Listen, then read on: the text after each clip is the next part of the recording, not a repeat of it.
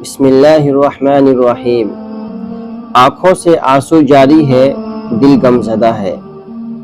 جب حضور اکرم صلی اللہ علیہ وسلم اپنے صاحبزادے حضرت ابراہیم رضی اللہ عنہ کی جاکنی کے وقت تشریف لائے تو آپ صلی اللہ علیہ وسلم کی آنکھوں سے آنسو جاری ہو گئے۔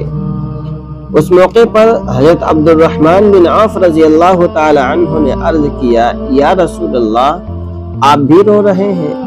تو آپ صلی اللہ علیہ وسلم نے فرمایا، اے ابن عوف، یہ طبعی رحمت ہے جو اللہ تعالیٰ نے دل میں رکھی ہے۔